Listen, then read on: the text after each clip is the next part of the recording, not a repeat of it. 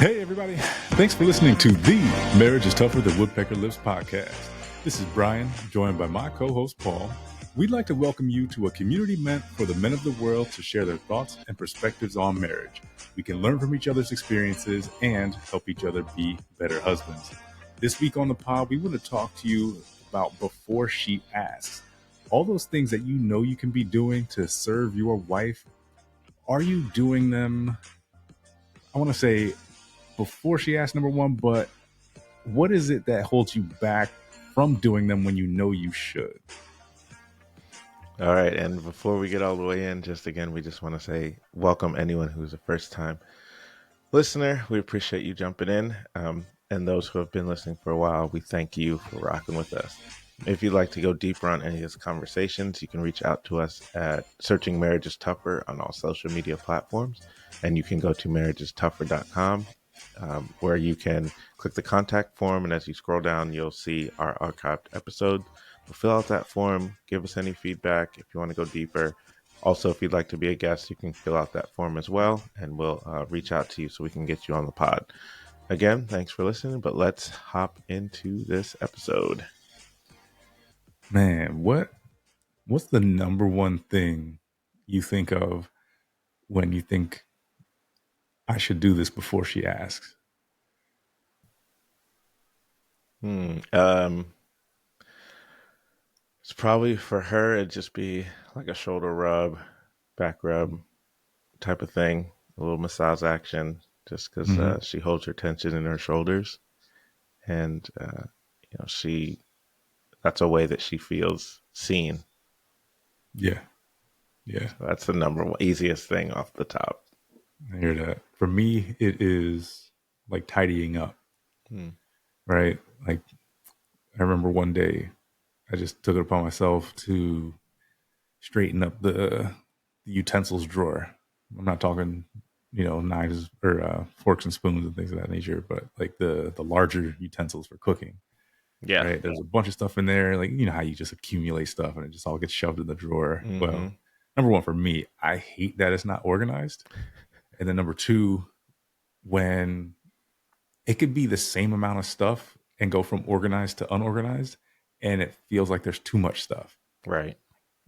And so I'm like, man, we got 13 pairs of tongs. We don't need 13 pairs of tongs. Let me start getting rid of these. So you start looking for the ones that may be a little loose that you could have gotten rid of a long time ago, but didn't.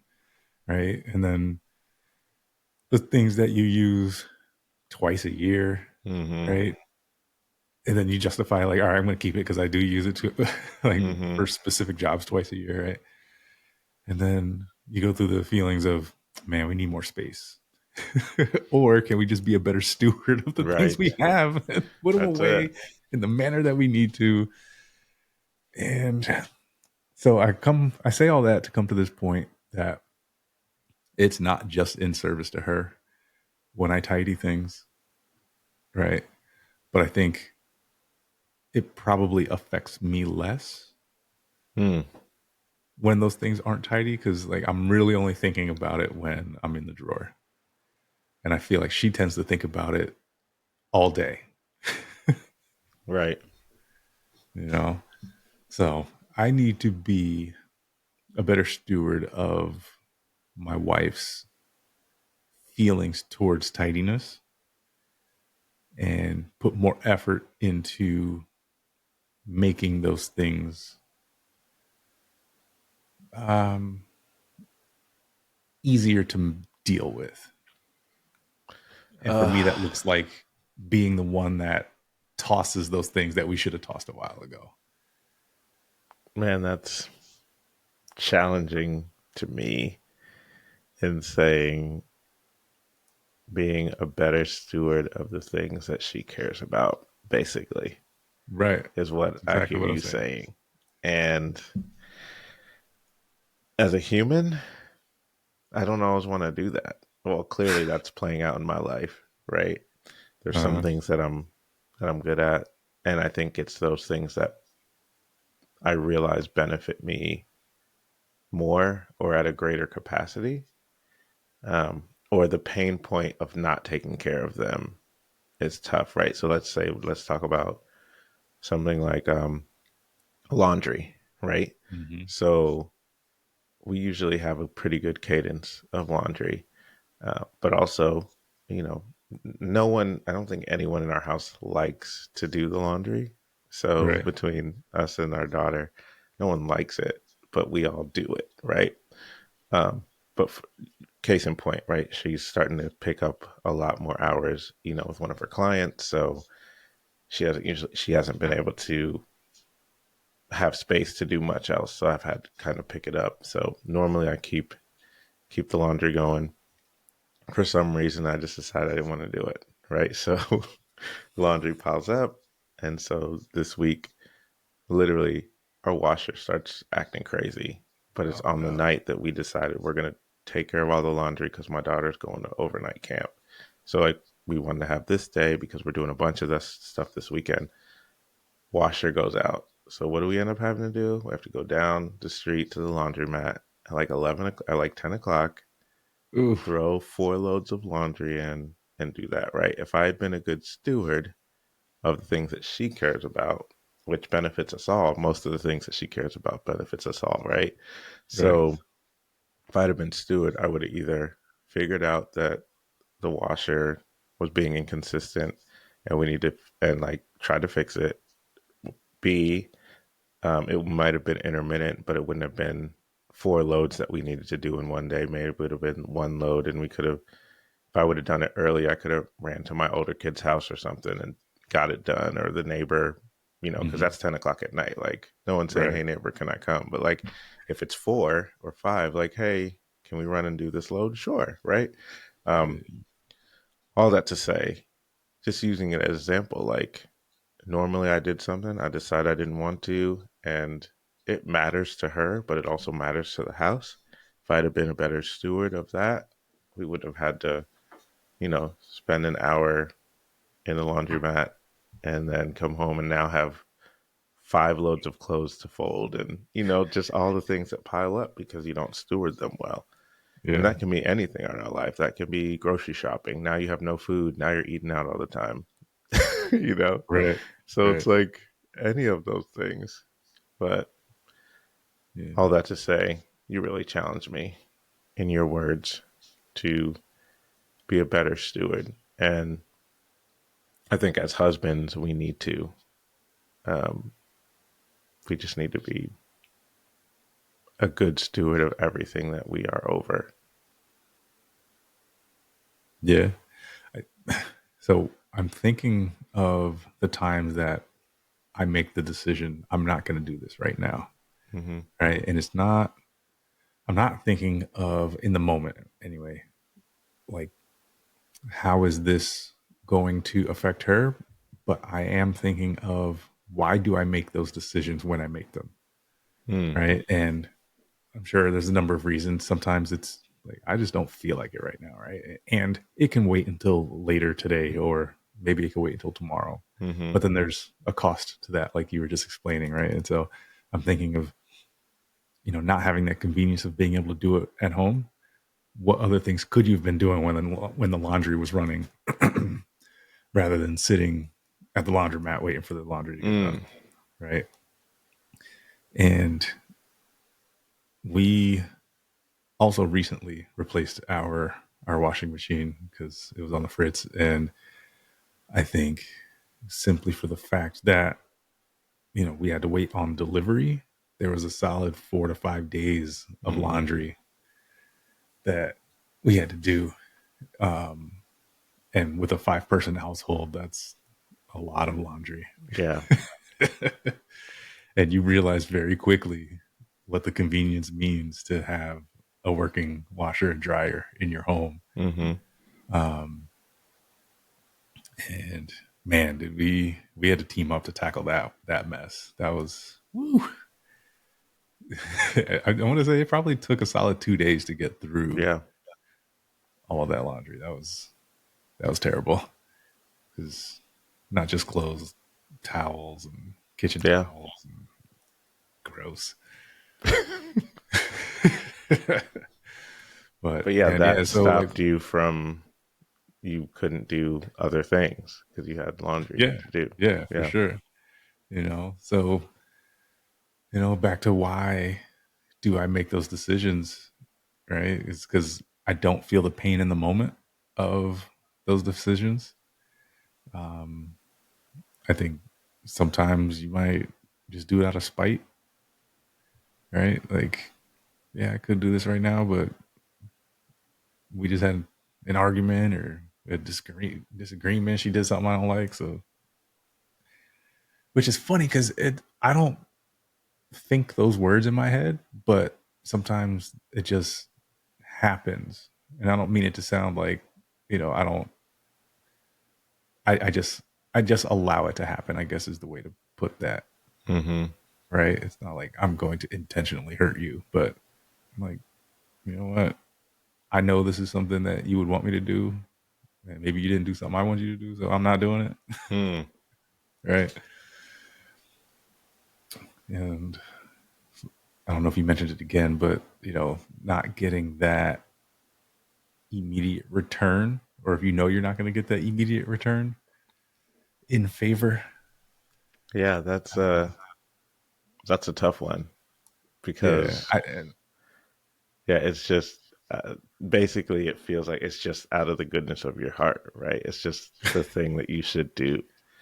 But I mean, being a human, you're like, mhm. man, can I get a is there reciprocity for this? Is there what are the benefits that I can see that this Right. happens? Minus just a a smile or a thank you or like, if it's something like laundry or cooking, like you may not get anything because it's like a regular household chore that we all do. Hmm. So, and I'm not looking for a thank you, but I sometimes I would like some sort of benefit of doing this. Yeah, yeah, I hear That that, man. feels different. Obviously, the harmoniousness of the harmony of marriage is a thing, and Right. that's nice. But if you're swimming in that water and if everything is pretty good, Hmm. sometimes it's like, man, what can I get something for this? I don't even like this. Can you even like, That you was know? going to be my next point, right? Those things that quote unquote are typically man jobs around the house, cutting the grass or taking the garbage out, things of that nature. I want to say, like, I may have convinced myself that I don't need any reciprocity for those tasks because they are just inherently mine. Like, if it's like doing your job at work, right? Would you expect anything extra just for doing your job at work or just the pay that you're due, Hmm. right? If you don't go above and beyond, do you deserve anything extra? Do you deserve recognition? Yeah, I mean that's absolutely the case, and that's what we can fight through. It's like, man, yeah. I think thinking about it deeply, it's one of those things that you have to decide who you're going to be, and not saying you'll be consistent forever. And Mm-hmm. most of the time, I'm just a person that's like, okay, I know she likes it this way, or I know she's not feeling well, so let me pick this up, or you know, and it's in the moment, it's just it needs to be done, and it's the right thing to do. Mm-hmm. And I'm trying to think now, like what happens that makes it me aware that I want reciprocity for something, right? Because Yeah. some things it's just inherent, and I'll do it, and I won't even think about it, and it might Right. be like, oh, she likes it this way, it's her preference, let me do it. And then other things, it's like, man, I'd like to feel this on the other end. So I would say some of that is having experienced reciprocity for it in the past. So Mm. this specific task can lead to the desired result, Hmm. right? But do you make that the expectation now, Ooh. right? Like, this is payment for what I'm looking for. Right. This is transactional now. Like I do this, Right. you do this. I do Right. this, you do this. And yeah, it has that become an expectation that we haven't communicated, Hey, right? Because if we've communicated and it's agreed upon and it doesn't happen, that's different. But if you right. haven't communicated at all, you can't hold someone to something that they have no idea they're being held to. Right. Right. And I think we do that too often, man. I know I do, at least. I feel like we do that as humans. It's And easier it could to go both do. ways too, It's easier to do in marriage for sure. right? Like, so just think of it from this perspective. She comes to you and says, "Hey, it would be really nice if you could do this," and you do it, and she thanks you, right? And without it necessarily being spoken, does that mean this is my job now? Like I've got to do this every time, or was this a one time thing? Mm-hmm. Right. So making those, like you said, it's just clear expectations. Like, hey, I've found that I don't really have the time to do X, Y, or Z. It'd be really nice if you could do it. Right. Those words are a little bit different than, hey, it'd be really nice if you could do this, because that seems more one time ish. Mm-hmm. Right. But then being the husbands that I believe we want to be, every time you come across that and see it and remember, oh, hey, she asked if I could do this. Let me just take care of it for her. Or just take it on, as in, so it's no longer let me take care of it for her. Let me just take care of this. It Mm-hmm. is, a household responsibility. Or maybe even help think of a system where, it can be a Mm. shared responsibility, or pawning off on the kids, either way. Hey, your mama wants this done. Right. Yeah, and I think that's we can get in trouble, quote unquote, for doing that. Just taking on and taking on and taking on. And then being overwhelmed because you took it on. Not communicating that you're overwhelmed because you took it on. And then that can definitely lead down a road of bitterness and resentment just because she asked you to pick up something one time because she couldn't do it in the moment and it needed to be done. So I think we have to be careful of doing that. And sometimes we don't even know we've done that till like a year or two down the road because it becomes one, she gets so used to it being done that it now is she's on to something else because that's how at least my wife's mind works. Like, okay, that's done. I can think Mm-hmm. about something else. Not realizing that it was now picked up on and you weren't able to do it consistently or it became a stressor. Right. But 6 months in, you're like, man, I picked this thing up. It's now my thing, but I can't really handle it right now. But we don't as easily ask back. Or at least I don't. I won't say we. But I don't Right. as easily say, hey, That's a very like, good point. can you do this thing? I'd agree that I don't very often ask. And maybe in my mind it feels wrong to ask for something back, right? But I don't even often ask tasks of her. Yet magically things get done. Mm-hmm.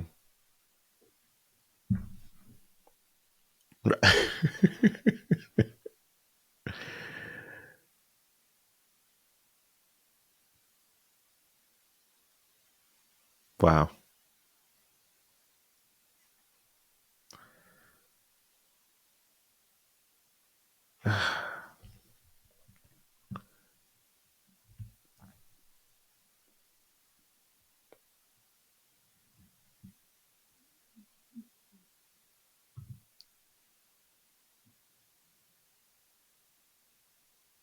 Hmm.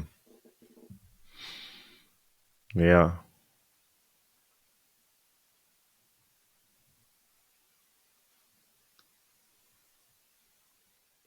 It was a good stopping point though. If it got you all the way to that. Should we restart